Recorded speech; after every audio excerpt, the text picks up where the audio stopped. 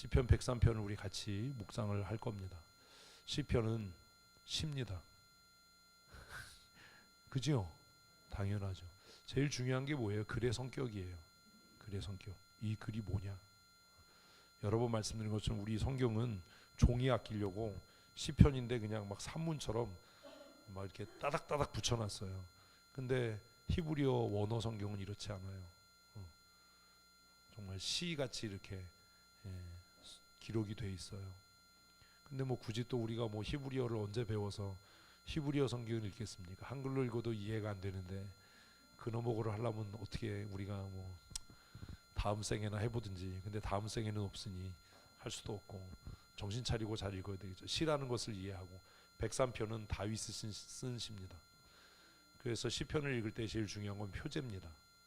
그리고 이게 몇 번째 권에 속했는지도 굉장히 중요합니다. 시편은 전체가 몇 권이죠? 이러면 안 되는데. 시편은 전체가 몇 권이에요? 한 권 이러면 죽어 그냥. 시편이 몇 권이에요? 5권으로 되어 있습니다. 그죠?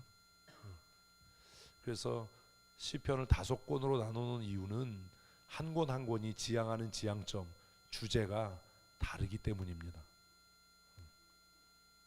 이것도 성경을 이제 다루는 그 방법 중에 하나겠죠. 그래서 이 시가 몇 번째 책에 속해 있는지를 생각해 보는 지혜가 있어야 합니다. 저자가 누구냐, 그리고 표제에 이게 어떤 상황에서 기록된 건지를 써놓은 시도 있어요. 그것도 잘 읽어야 되고, 그리고 시편 중에 연작시가 있습니다. 연작시란 뭐냐면 같은 주제를 가지고 쓴 찬송시입니다. 대표적인 게 할렐루야 찬송시가 있어요. 그래서 그 시들은 어떻게 시작해요? 할렐루야로 시작해요. 할렐루야 찬송시니까. 그런 연작시들은 같은 주제를 가지고 기록된 시입니다. 기록되었지만 같은 주제를 가지고 있는 걸로 묶었겠죠, 편집을. 그래서 각 권마다 강조점, 지향점이 다르다라고 하는 것들을 우리가 기억해야 합니다. 시편 103편은 다윗이 쓴 시입니다. 같이 읽겠습니다. 내 영혼아 여호와를 송축하라. 내 속에 있는 것들아 다 그의 거룩한 이름을 송축하라. 그래서 1절에서 무슨 단어가 2번 나와요? 송축하라죠. 싹 정리하면 뭐예요? 아니, 여호와를 송축하라는데 어떻게 하라는 거예요? 첫 줄에는 영원히 여호와를 송축하는 거지요. 그리고 2번째는 내 속에 있는 것들이 여호와를 송축하는 거예요. 근데 그의 거룩한 것들을 송축하라고 얘기를 해요. 그러면 우리 안에 영혼 말고 또 뭐가 있어요? 이런 것들을 이제 고민하고 생각하셔야 돼요. 어렵지 않아요. 뭐가 있어? 영혼 말고. 이러면 안 돼. 이런 생각을 해본 일이 없어서 이런 거예요. 이게 당황스러운 거예요. 그냥 읽고 그런 거지 뭐 이러지. 아니, 일단 첫 줄은 내 영혼이 하나님을 찬양하는 거예요. 근데 영혼으로 찬양한다는 건 또 뭐지? 이런 건 이렇게 되면 좀 어렵잖아요. 누가 전화를 해서 소리를 지르는 거야. 전화기에서 나는 소리지. 비명을 지르네 막 그냥. 전화를 해서 전화기에다 대고 소리 지르는 거야? 키보드에서 그러는 거야? 왜? 전화야. 의자 위에 전화 있대. 전화기야, 전화기. 없어? 전화 주인이 왔어. 전화 걸어서 이놈 새끼 소리 지르는 거야. 누가 소리를 지르는 거야? 전화해서. 어떤 놈이야? 응? 키보드가 왜 그러겠어요? 이분들이 진짜. 영원히 하나님을 송축하는 거예요? 그럼 뭐 영원히 어떻게 송축하나 이런 거는 이제 어려워지니까. 어쨌든 그 영혼 말고 내 안에 있는 게 뭐예요? 마음, 뭐 생각, 감정. 그런데 이걸 다 싸잡으면 뭐예요? 전인격이죠. 이게 어렵지 않은데 이런 생각을 안 하는 거예요. 우리 안에 그냥 우리가 흔히 말하는 지정의가 있잖아요. 지정의를 뭐라고 그래요? 인격이라고 하지요. 아 진짜. 어? 그러니까 뭘 하라는 거예요? 영혼과 우리의 인격으로 온 마음으로 하나님을 찬송하라는 거예요. 이런 것들이 이해가 안 되는데 어떻게 해석이 됩니까? 성경이. 이건 생각하는 훈련이 안 돼 있는 거예요. 그냥 외우기만 해가지고 평생 그냥 공부를 외우기만 해서 그냥 이제 이렇게 뭐 물으면 뭐지? 그리고 멍해지고 그냥 뭐 이러지 뭐 답이 안 나와. 답이 자꾸 생각하는 훈련을 하셔야 돼요. 생각을 하십시다. 뭐 한다고요? 생각. 우리 안에 뭐가 있어 그럼 그래도 다행이지. 우리 안에 뭐가 있어 똥이요 이럴까봐 내 속에 있는 것들은 가스요 물. 하여튼 우리의 영혼과 우리의 모든 인격으로 하나님을 송축하라는 거예요. 높여 찬양하라는 겁니다. 명령이죠. 이렇게 정리하면 돼요. 자기 글로 옆에다가. 한 번에 안 돼요. 여러 번에 걸쳐서 좀 거칠게 썼다가 다듬고 그래서 1절 온 마음과 온 영혼으로 하나님의 거룩하심을 송축하라. 끝. 이게 뭐가 어렵습니까? 연습이 안 된 것뿐이지. 자꾸 해야 돼요. 그러니까. 근데 읽고 그냥 대충 그냥 때려 맞춰서 그냥 알고 있는 걸로 또 뭐 영혼으로 어쩌고저쩌고 이러니까 이제 안 늘어요. 2절 읽습니다. 내 영혼아 여호와를 송축하며 그의 모든 은택을 잊지 말지어다. 이제 송축이 세 번째 나왔어요. 그죠? 그러면 이 시편의 핵심은 뭐예요? 송축이에요. 키워드가 송축이에요. 이 정도 되면 송충이가 아니에요. 송축이에요. 송축. 그렇구나. 그럼 이제 동그라미를 쳐놓든지 밑줄을 쳐놓든지 박스로 묶든지 표시를 해야 되겠죠. 그런데 송축하는 일을 하는데 왜 한다는 거예요? 내게 베푸신 은혜를 기억하기 때문이에요.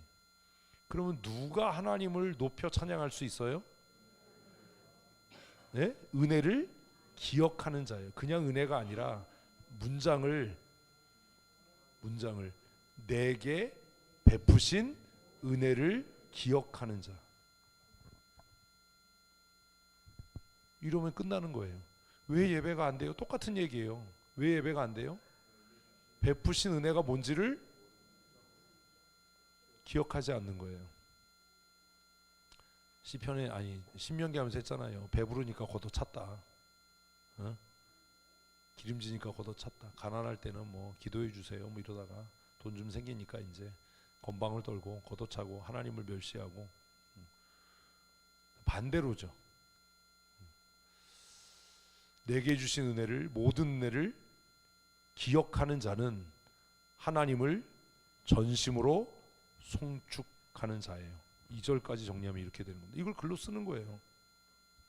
이런 훈련을 하셔야 돼요. 자꾸 써야 돼요.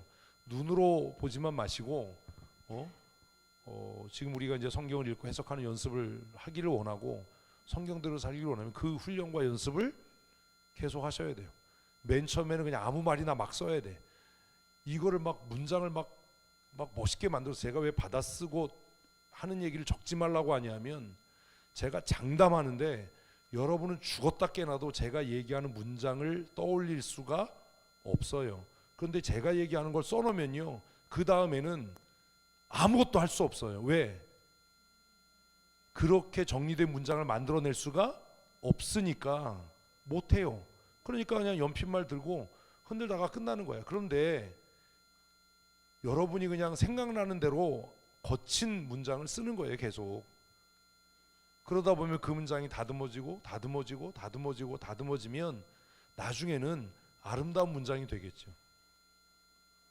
그 단계를 하지 않고 그냥 부르면 내가 받아 쓴다, 써서 외운다 이런 사람은 죽을 때까지 뭐가 안 돼요. 이건 학문하는 태도가 없는 거예요.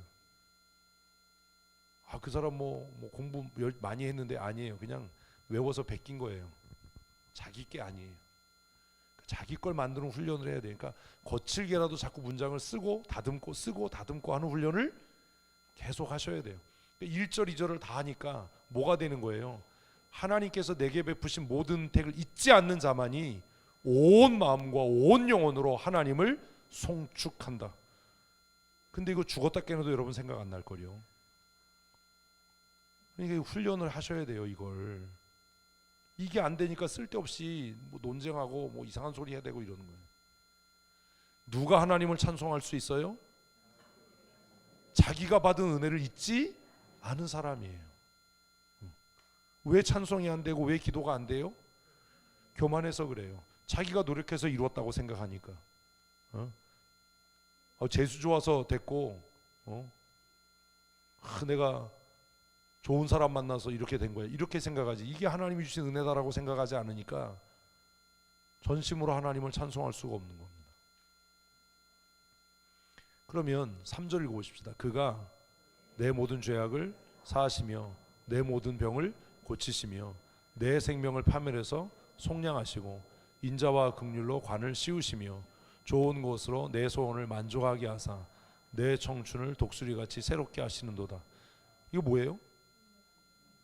이게 은혜예요. 그죠? 방금전에 뭐 금방 하시네.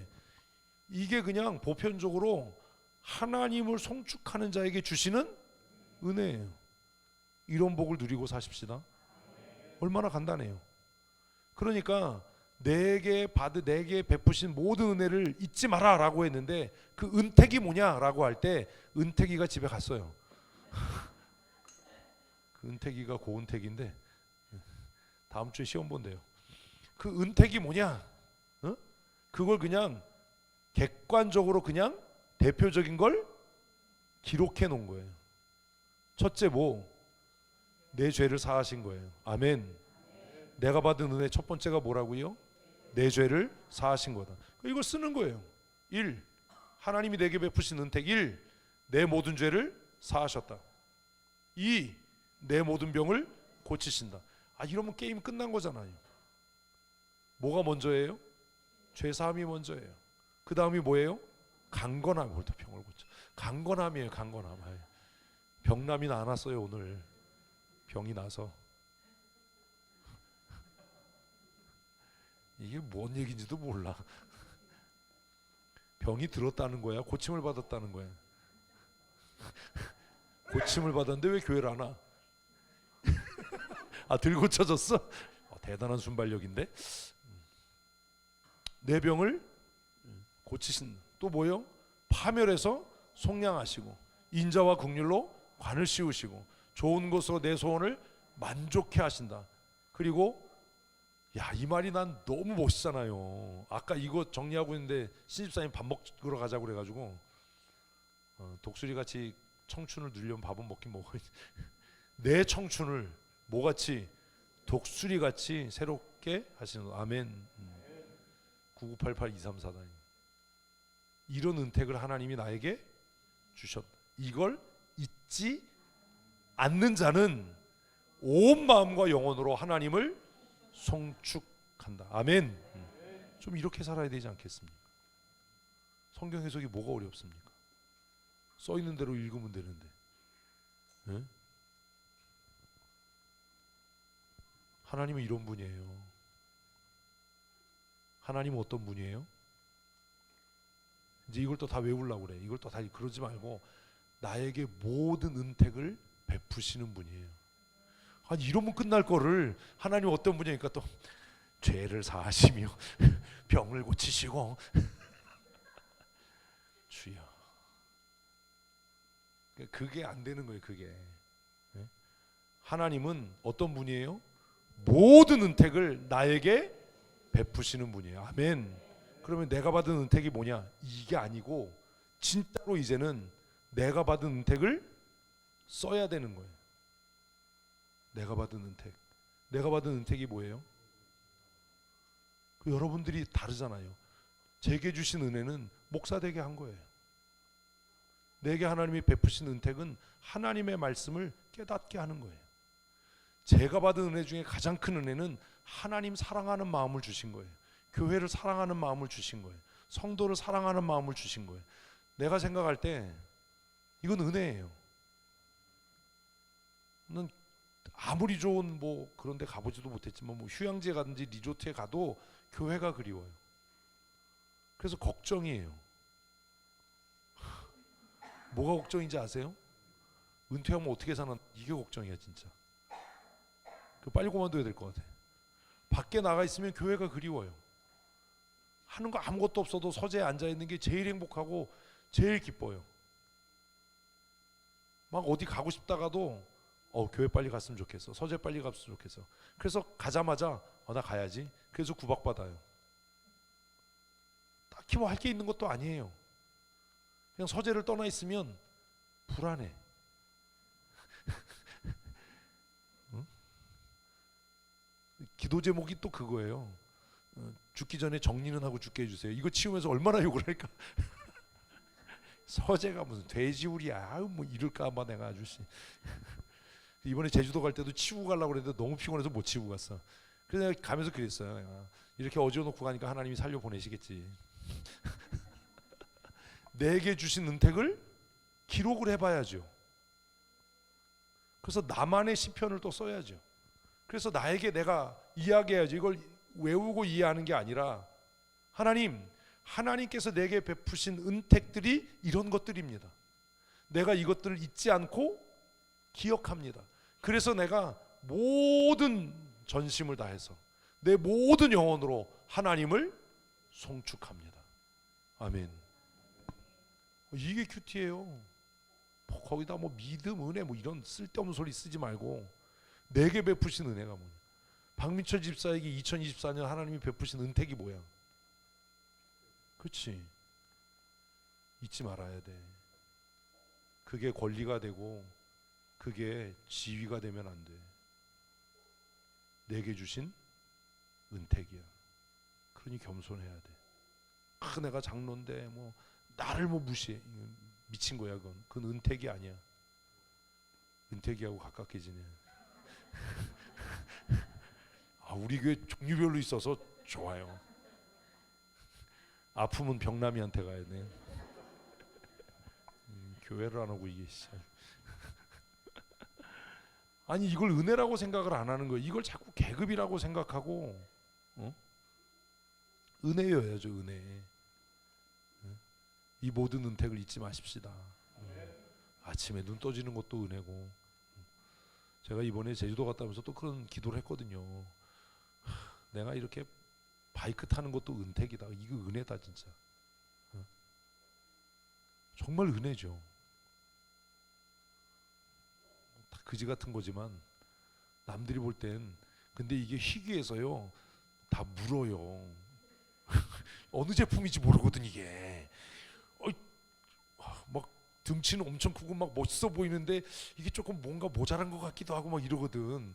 성택이 거랑 같이 들으면 사람들이 다 알아. 쟤는 막 지 거에다 할리데이비슨이라고 막 써놔가지고 나와서 사람들이 할리군요 이런데 제 바이크 보면 사람들이 빙빙 돌아요. 아는 척을 하고 싶은데 이게 뭔지를 모르겠거든. 이게 혼다도 아니고 이게 뭣도 아니고. 그래서 성택이 바이크를 그 삼천포항에 갔더니 어제 이제 바이크 타고 이제 제주도 들어가시면 제주도 사는 분이래요. 막 바이크에 대해서 얘기하다가 성택이 바이크 보더니 뭐 할리 뭐 어쩌고저쩌고 하더니 이제 내게 궁금하잖아. 제가 경선 있게 서 있는데 두 개가 서 있는데 이게 흔히 보지 못한 건데 등치는 또 엄청 큰데 상표도 없고 저 새끼가 나쁜 새끼네. 이거 국산이에요. 빈정상했어. 빈정상할 것도 아니지 뭐. 너무 감사한 거예요. 이렇게 삶을 여유를 즐길 수 있다는 것. 한편으로 생각하면서 이렇게 일주일 동안 시간을 내서 전국을 여행할 수 있다는 이것도 하나님이 주신 은혜고 은택이다. 그 셋 중에 제가 제일 늙었잖아요. 아니 셋 중에 제일 늙었잖아요 제가. 근데 제일 건강해. 한 놈은 등 담은 시체야. 조용해. 벌써 뻗었어.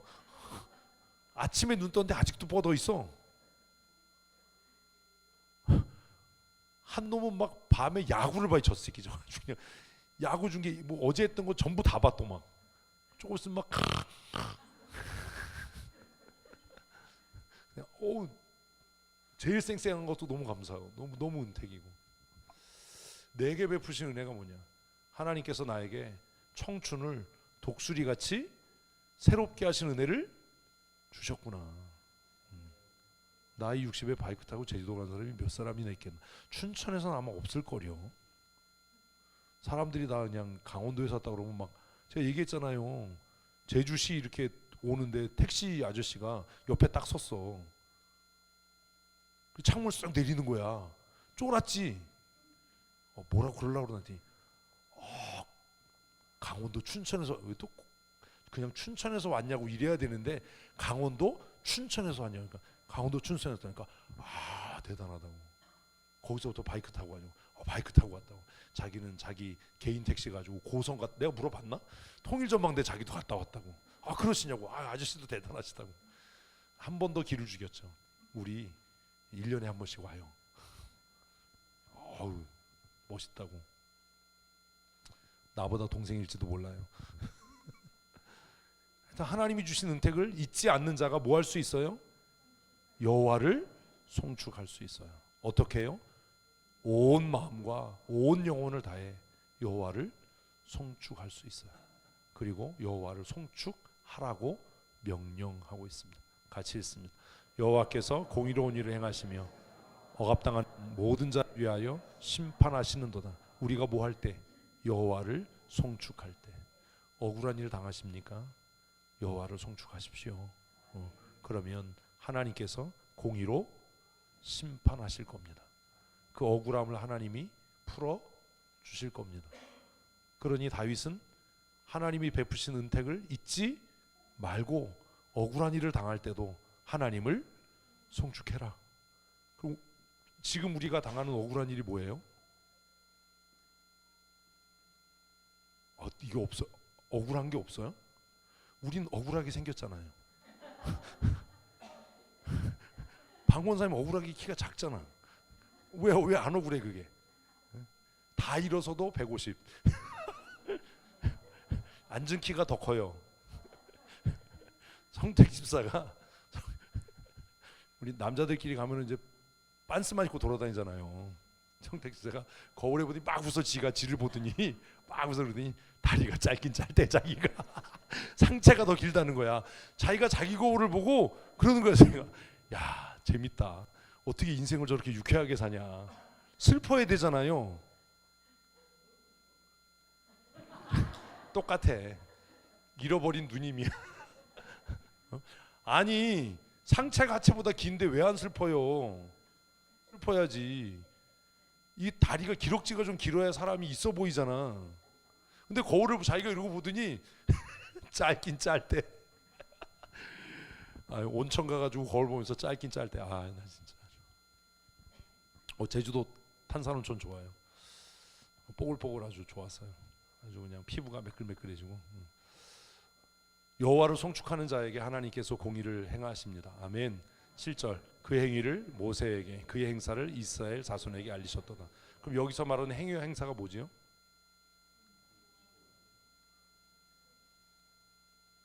자, 때려 맞추려고 하지 말고 이럴 때는 생각을 하라고 그랬잖아요. 하나씩 하십시다. 모세에게 하나님께서 보이신 게 뭡니까? 그건 죽을 때고. 죽을 때고. 모세가 평생에 살아가면서 본 게 뭐예요? 네? 홍해를 가르친 거. 나 진짜 이분들 구체적으로 생각을 하라고. 다 알잖아요. 그러니까 이게 뭐지? 이러지 말고. 첫째는 뭐예요? 이스라엘 홍해야. 또 애굽의 10가지 재앙을 내리신 걸 봤죠. 그거보다 더 먼저 본 건 뭐예요? 떨기나무를 봤죠. 그죠? 지팡이가 뱀이 되는 것을, 손이 문둥병이 걸리는 것을, 온전케 되는 것을 보았죠.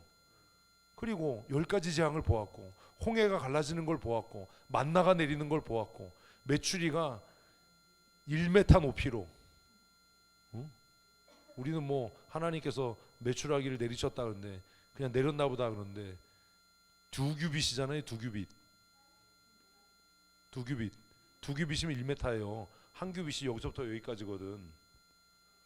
이게 평민의 한 규빗은 48cm고 왕실의 한 규빗은 54cm예요. 그럼 두 규빗이면 얼마예요? 1m잖아. 메추리가 날라와서 1m가 쌓인 거야. 놀래지도 않아 이분들은. 근데 그게 얼마나 넓으냐면 반경 30km예요. 하나님 이런 분이에요. 어? 내가 생각할 때 메추리에 안 깔려 죽은 게 은혜야.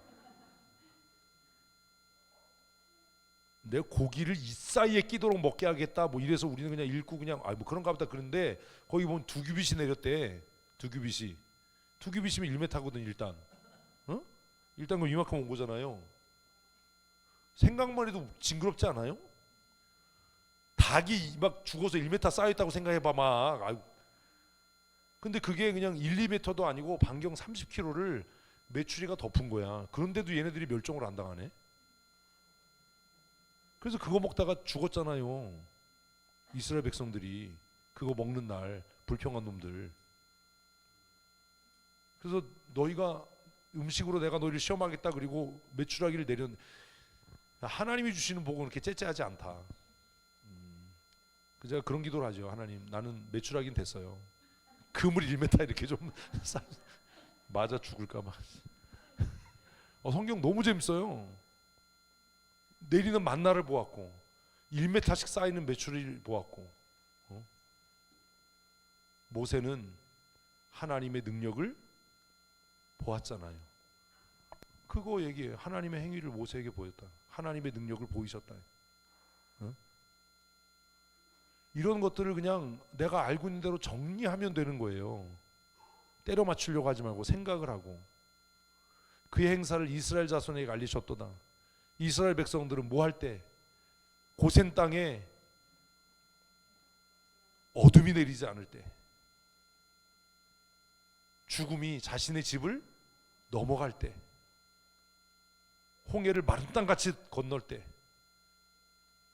고기 먹고 싶어 죽겠다 우리가 고기 못 먹어서 체력이 약화돼서 우리가 다 기진해 죽겠다라고 할 때 1m씩 쌓인 메추리를 보면서 기겁을 했을 때 하나님은 그들에게 내가 하나님이야 나 이런 사람이야 라는 걸 알게 하셨다. 이런 것들이 그냥 우리가 알고 있는 성경으로 옆에 정리하면 되는 거예요. 이걸 뭐 어떻게 때려 맞추려고 하고 뭐지? 가 아니라 하나님은 그럼 7절을 정리하면 하나님은 항상 언제든지 어느 시대든지 하나님의 하나님 되심을 나타내 보이시는 분이에요. 아멘. 그러니까 기도할 때 그렇게 기도해야 돼요. 하나님 내가 기도합니다. 내 기도에 응답하셔서 하나님의 하나님 되심을 나로 하여금 뭐하도록 깨닫게 하여 주십시오. 체험케 하여 주십시오. 알게 하여 주십시오. 아멘. 이렇게 기도해야죠. 그런 거구나. 내 삶을 통해 하나님의 역사하심을 하나님의 하나님 되심을 깨달아 알게 해 주십시오. 하나님은 지금도 자신이 하나님이심을 그 은택을 잊지 않는 자에게 알리시는 분입니다. 그게 7절의 정리입니다. 그래서 시편 기자는 여호와의 모든 은택을 잊지 말지어다. 그 은택을 기억하는 자에게 하나님은 지금도 하나님의 하나님 되심을 알게 하십니다. 아멘. 이런 기대로 이 한 주간도 하나님께서 지난 한 주간 우리에게 베푸신 은혜를 잊지 않는 자들에게 하나님의 하나님 되심을 보이실 줄로 믿습니다. 큐티가 얼마나 재밌어요.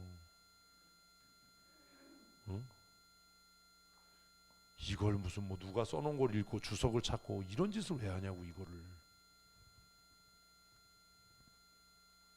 그냥 읽으면 끝나는데. 8절 여호와는 긍휼이 많으시고 은혜로우시며 노하기를 더디하시고 인자하심이 풍부하시도다. 그래서 우리가 지금 묵상학교 하는 대로 하나님은 누구신가 여기에서 정리해야죠. 하나님은 어떤 분이에요? 긍휼이 많으신 분이에요. 하나님은 어떤 분이에요? 은혜로우신 분이에요. 하나님은 어떤 분이에요? 노하기를 더디하시는 분이에요. 언제까지요? 이제 이런 게 이제 걸림돌이지. 하나님은 노하기를 더디하셔요. 그러면 생각을 더 해야 되는 거예요. 언제까지? 내가 회개할 때까지. 노하면 죽은 거니까. 하나님이 칼 빼면 죽는다고 그랬잖아요.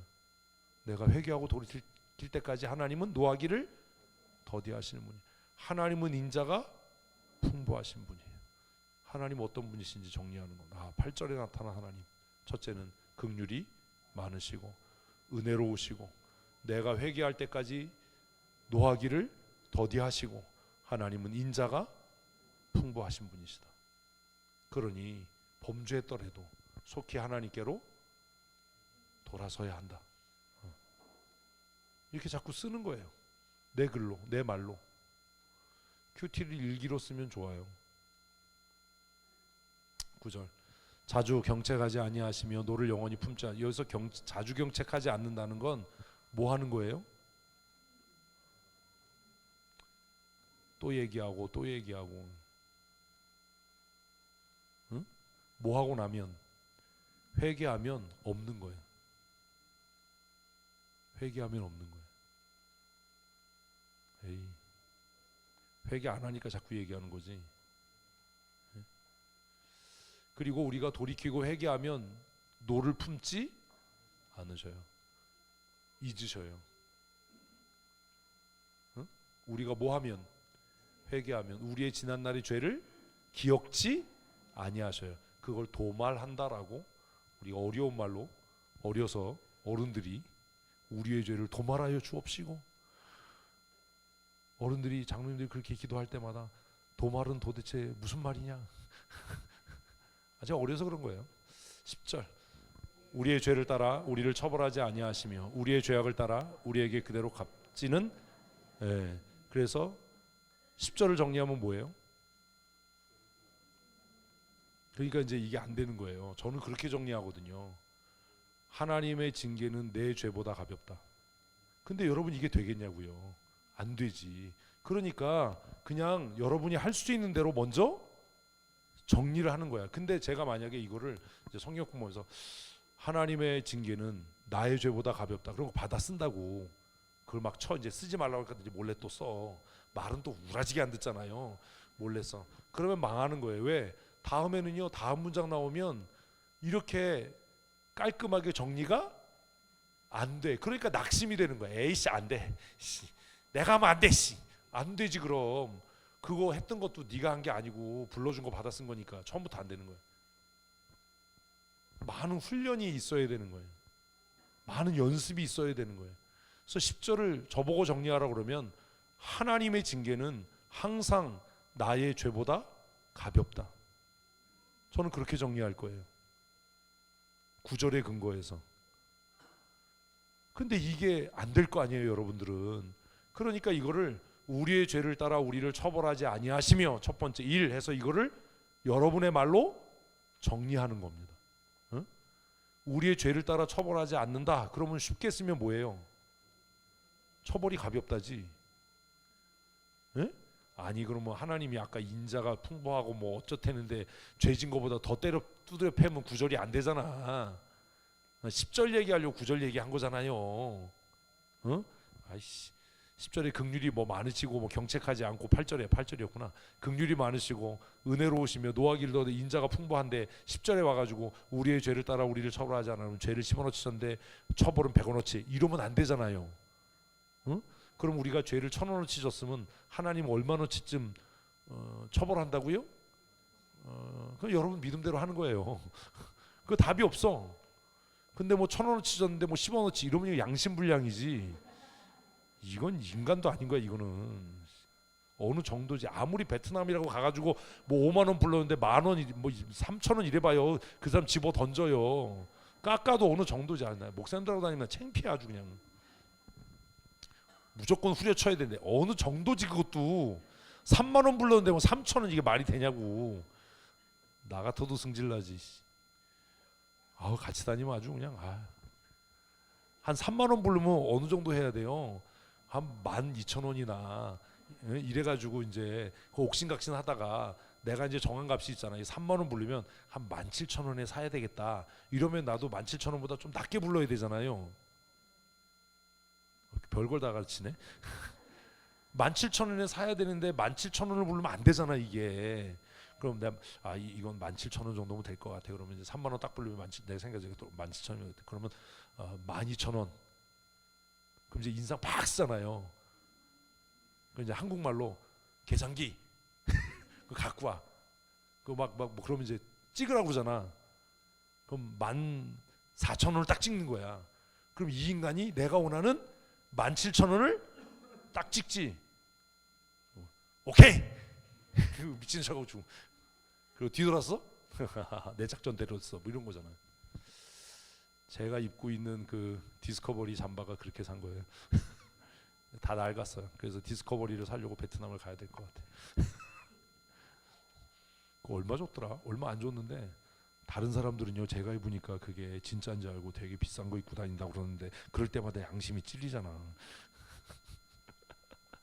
하나님은 우리의 죄보다 가볍게 처벌하시는 분이에요. 우리의 죄악을 우리에게 그대로 갚지 않으시는 분이에요. 이게 하나님의 인자와 하나님의 긍휼이에요. 그래서 이걸 10절을 정리하면 하나님의 징계는 내 죄보다 항상 가볍다. 그러니 징계당할 때 뭐 하지 말자? 변명하지 말고 핑계하지 말고 설명하려고 하지 말고 아픈 척하지 말고 이렇게 돼야 되는 거잖아요. 11절 이는 하늘이 땅에서 높음같이 그를 경외하는 자에게 귀한 지혜지 크다. 이거는 그냥 하나님을 경외하는 자에게만 해당되는 거예요. 아무에게나가 아니라 하나님을 경외하는 자에게만. 그럼 1절의 얘기대로 뭐? 여호와를 송축하는 자에게만 해당되는 거예요. 하나님을 경외하는 자, 여호와를 송축하는 자에게 하나님께서 어떠시다고요? 인자가 큰데 얼마나 크다고요? 하늘에서 땅까지. 뭐 애들 얘기잖아요. 얼만큼 좋아? 하늘 땅 별 땅 뭐 그거잖아. 12절 동이서에서 먼 것 같이 우리의 죄가를 우리에게서 멀리 옮기신다. 회개하면 하나님께서 우리의 죄를 아주 멀리. 그럼 또 이제 시비 걸어. 동에서 서가 멀리 가면 결국은 만난다. 뭐 이런 소리를 하면 안 돼. 지구는 동그라니까 뭐 아주 그냥 쓸데없는 소리를 해대고 과장이잖아요, 그죠? 우리가 회개하면 하나님은 우리의 죄를 우리에게서 멀리 띄워놓으셔요. 무슨 얘기냐면 기억지 않으신다는 거예요. 버티지 말고 회개하세요. 13절 아버지가 자식을 긍휼히 여긴 같이 여호와께서는 자기를 경외하는 자를 긍휼히 여기신다. 하나님은 또 어떤 분이시냐? 하나님은 어떤 분이에요? 자기를 경외하는 자가 빠지면 안 돼요. 자기를 경외하는 자들을 아버지가 아들을 긍휼히 여김같이. 아버지는 아들이 죄를 지어도요 죽으라고 때리진 않아요. 어떻게 때려요? 죽을 만큼만 때려요. 죽게 때리지 않아요. 죽지 않을 만큼만. 그게 죽을 만큼. 하나님은 그러신 분이에요. 그러니 하나님의 손에 빠지는 게 복이에요. 이걸 알았던 여시가 다윗이에요. 다윗이 인구조사를 하잖아요. 인구조사 왜 했게요? 인구조사 왜 했게요? 고민선 선생님 인구조사 왜 했게요? 아니에요. 성경 읽어보면 하나님께서 이스라엘 백성을 치시려고 한 거예요. 맞아야 돼. 맞아 한 사람은. 성경에 보면 하나님께서 다윗을 격동시켜서 이스라엘을 치시려고 한 거예요. 그러니까 이스라엘 백성들이 뭔가 잘못한 거예요. 그래서 우리가 배워야 되는 게 있어. 여러분들이 무언가 잘못하면 하나님께서 저를 염장질러서 못된 일을 하게 한다고. 이해가 안 되나? 그래서 정말 이거 기억을 해야 돼요. 하나님이 이스라엘 백성들이 범죄해서 이스라엘 백성을 치시려고 다윗을 격동시킨 거야. 그래서 어느 날 가만히 있다가 인구조사하고 싶어. 하나님이 격동시켰으니까 이 욕구를 참을 수가 없는 거예요. 인구조사라고 시켰는데 요압이 기분 나쁘죠. 아니 지금보다 하나님이 더 은혜를 줄 텐데 왜 인구조사라고 그러냐니까 다윗이 막 승질을 내고 막 지랄을 했나 봐요. 빨리 가. 그러니까 요압이 순종은 했죠. 요압도 훌륭한 사람인데 말년에 아주 순종을 했어요. 순종하는데 아주 소심한 반항을 하죠.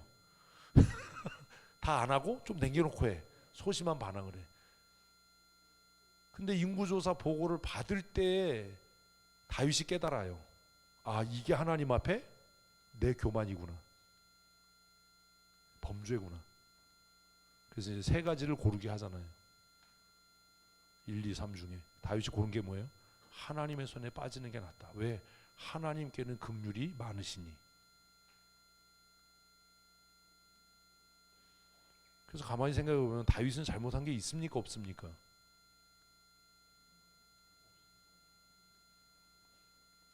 다윗을 나쁜 놈 만들고 싶으신 거잖아요, 지금. 아니, 봐요. 잘 들으세요.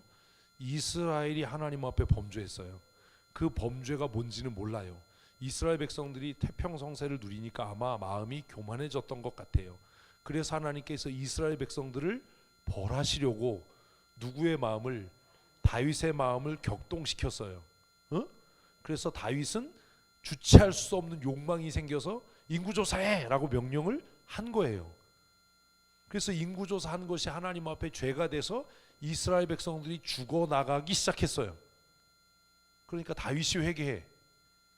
그리고 뭐라고 그러냐면 나와 내 아버지 집이 범죄인데 왜 이스라엘 백성이 죽어야 합니까? 라고 탄원을 해. 자, 다윗이 잘못한 게 있습니까? 없습니까? 에이씨, 없죠.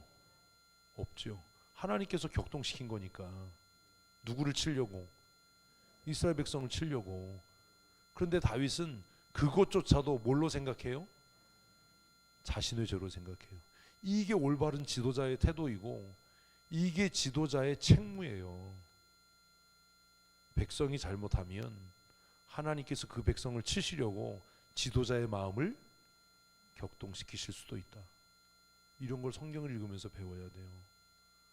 근데 우리는 그 생각을 안 하고 뭐 지도자가 왜 저래? 너 네 죄 때문에 너를 치려고 그러는 거야. 다윗의 마지막이 이게 굉장히 좀 고민되는 게 많은 거예요. 그래서 그런데 다윗이 회개하잖아요. 하나님 앞에. 하나님의 사자가 이제 예루살렘을 멸하려고 예루살렘을 향해 칼을 뽑습니다. 응? 그랬더니 다윗이 회개하는 걸 보고 하나님께서 스톱, 멈춰. 그래서 예루살렘의 하나님의 징계가 임하기 전에 여호와의 사자가 멈춰 서요. 거기가 어디예요? 아니 성경을 어떻게 이렇게 알지? 거기가 어디예요? 솔로몬 성전터예요. 오르난의 타자 마당이고 거기가 아브라함이 이삭을 잡아들였던 데고 그곳이 솔로몬 성전의 터가 되는 겁니다. 그래서 그 사건을 보면 하나님의 징계가 멈춘 그곳이 하나님을 예배하는 자리가 된 거예요. 에이씨. 넉넉히 성경을 읽지 마세요. 얘기하면 아무것도 모르는데 뭘 성경을 읽는데. 그래서 이 다윗의 마지막 이 사건이 우리에게 주는 의미가 굉장히 많아요. 너무 역설이잖아. 하나님께서 이스라엘에게 징계를 쏟아 부으시고 다윗이 하나님 앞에 눈물로 회개할 때 하나님의 징계가 멈춰선 그곳, 여호와의 사자가 발을 딛고 선 그곳이 성전 터가 되는 거예요. 그런데 그곳이 곧 아브라함이 이삭을 제물로 드렸던 곳인 거예요. 야, 이게 하나님이 하시는 일은 너무 참 놀랍다. 그런데 다윗이 또 그래요. 다윗이 가니까 오르난이 놀랬잖아. 왕이 오니까. 오르나는 여호와의 사자가 선 걸 못 봤어요. 임금님 웬일이세요? 그러니까 내가 지금 이스라엘의 속죄를 위해서 하나님 앞에 제단을 쌓고 번제를 드려야 되겠다. 그러니까 오르나니 뭐라 그래요? 이거 다 임금님 쓰십시오. 다 쓰십시오. 이 땅도 임금님 쓰시고, 농기구는 장작으로 쓰시고, 이 손은 번제물로 쓰십시오. 근데 다윗이 뭐래요? 공짜로는 안 한다. 배우는 게 너무 많은 거야. 하나님 앞에 내가 예배하러 가는데 어떻게 꽁으로 할 수 있냐? 그래서 대가를 지불하죠. 아마 시세보다 더 줬겠죠. 그래서 그런 것들을 이런 거구나. 하나님의 긍휼과 하나님의 은혜를 구할 때 인색하지 말아야 되고, 어떻게 꽁으로 먹으려고 하지 말아야 되고, 이런 거구나. 그리고 하나님의 징계가 변해서 하나님의 성전이 되는 전화위복의 역전을 이루시는 분이 누구다? 하나님이시다. 그곳에 어떻게 성전이 서냐? 너무 재밌잖아요. 성경이 다윗의 삶을 보면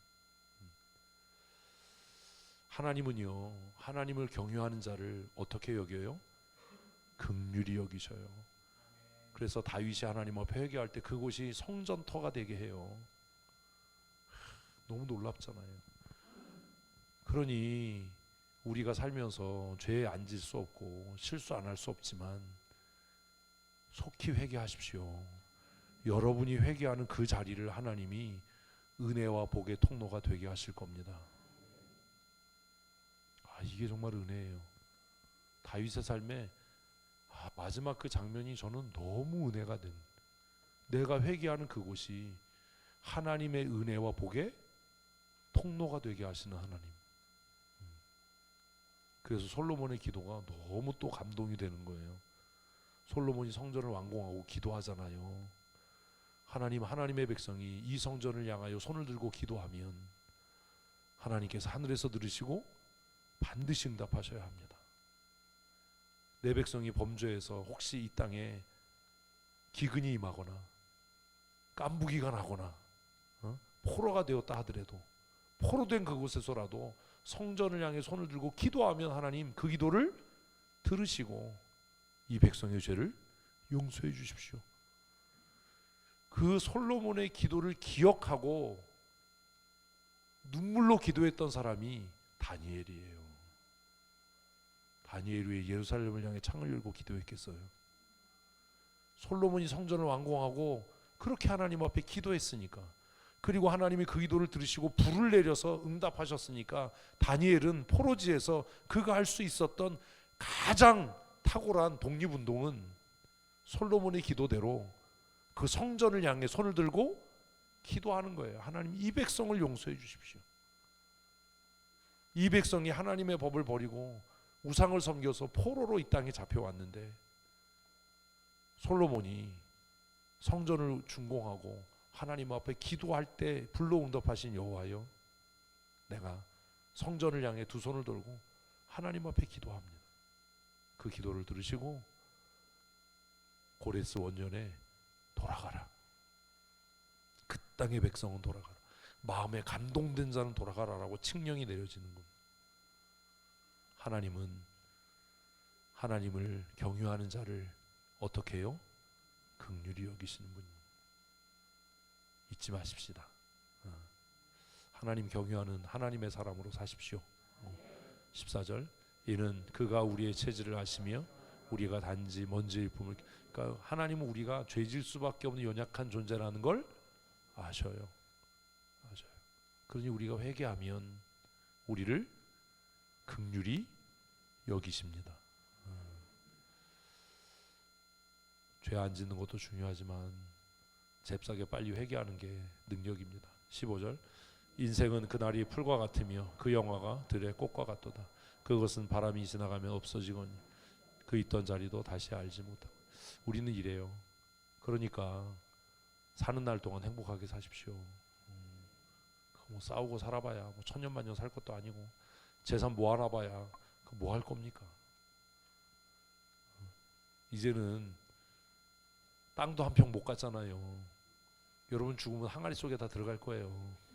진이도 아닌데 항아리 속에 그 뭐 그냥 어항 속에 붕어 새끼도 아닌데 항아리에 들어가서 어항 속에 다 들어가가지고 다 그럴 거야. 땅 그렇게 갖고 있어봐야 거기 못 묻혀요. 땅 갖고 있으면 뭐해? 다 어항 속에 들어갈 걸. 저 좋은 어항이나 사서 집에 하나 갖다 놓으세요. 어항 비싸면 뭐해? 17절 여호와의 인자하심은 자기를 경외하는 자에게 영원부터 영원까지 이르며 그의 의는 자손의 자손에게 이르나니. 내가 여호와를 경외하면 하나님께서 내 자녀들에게도 복을 주실 겁니다. 18절 곧 그의 언약을 지키고 그의 법도를 기억하며 행하는 자에게로다. 결론이네요. 그죠? 19절 여호와께서 그의 보좌를 하늘에 세우시고 그의 왕권으로 만유를 다스리시도다. 능력이 있어 여호와의 말씀을 행하며 그의 말씀의 소리를 듣는 여호와의 천사들이여 여호와를 송축하라. 그래서 이제 누구도 천사라도 여호와를 송축해야 한다. 21절 그들에게 수종을 들며 그의 뜻을 행하는 모든 천군이 여호와를 송축하라. 그래서 이제 천사들도 하나님을 송축해라. 22절 여호와의 지으심을 받고 그가 다스리시는 모든 곳에 있는 너희여 여호와를 송축하라. 내 영혼아 여호와를 송축하라. 그래서 앞에 여호와를 송축하라로 시작해서 여호와를 송축하라로 끝납니다. 하나님께서 베푸신 모든 은택을 잊지 마십시다. 그리고 그 은택으로 말미암아 여호와를 송축하는 하나님의 사람으로 사십시다. 우리 교회가 얼마나 은혜가 넘쳐요. 은택이가 있잖아요. 다음 주에 은택이 오면 한 주간 동안 그리웠다. 응? 너를 잊지 않고 우리가 여호와를 송축한다. 너는 이제 고은택이 아니라 모든 은택이다. 말씀 묵상하는 것 여러분 잘 훈련하시고 지금 말씀드린 대로 좀 처음에는 시간이 걸릴 겁니다. 포기하지 마시고 여러분의 말로 기록하는 연습들을 하셔야 되고 다듬는 훈련을 하셔야 합니다. 오늘 시편 기자는 103편에 다윗은 여호와의 지으심을 받고 그가 다스리시는 곳 모든 곳에 있는 너희여. 하나님이 지으시지 않은 사람이 어디 있어요? 뭐 하라고요? 여호와를 송축하라. 내 영혼아 여호와를 송축하라. 이렇게 권면합니다. 하나님 아버지, 예배를 마치고 일상의 삶으로 돌아갑니다. 우리에게 행하신 여호와의 긍휼하심과 우리를 향하신 하나님의 신실하시고 진실하심과 우리를 향하신 하나님의 계획이 크고 놀라운 것을 믿음으로 한 주간도 은혜로 승리케 하여 주시옵소서. 하나님께서 내게 베푸신 모든 은택을 잊지 않게 하시고 그 은택에 감사하며 우리의 온 마음과 우리의 모든 영을 다하여 하나님을 송축하고 찬미하는 믿음의 사람으로 살아가게 하시고 우리가 하나님의 말씀과 율례를 지켜 행할 때에 신명기 28장에 약속하신 모든 은혜와 복을 누리며 살게 하여 주시옵소서. 수술 후에 회복 중에 있는 우리 이현수 권사를 기억하시고 강건케 하시며 속히 예배의 자리에 함께 나와 건강한 모습으로 함께 예배할 수 있도록 은혜를 내리워 주시옵소서. 오늘 예배에 참여하지 못한 우리 사랑하는 성도들 또 교회를 떠나 있는 우리의 사랑하는 자녀들을 불쌍히 여기시고 믿음의 은혜를 더하시며 믿음의 자리에 나올 수 있는 용기도 허락하여 주시옵소서. 우리 구주 예수 그리스도의 크신 은혜와 아버지 하나님의 크고 놀라우신 사랑하심과 성령님의 충만케 하시고 날마다 새롭게 하시며 승리케 하시는 은혜와 역사하심이 오늘 예배를 마치고 기쁨과 감사함과 설레임과 감격과 기대로 일상의 삶으로 돌아가는 사랑하는 성도들 머리 위에와 그들의 가정 위에 영원토록 함께 있을지어다. 아멘.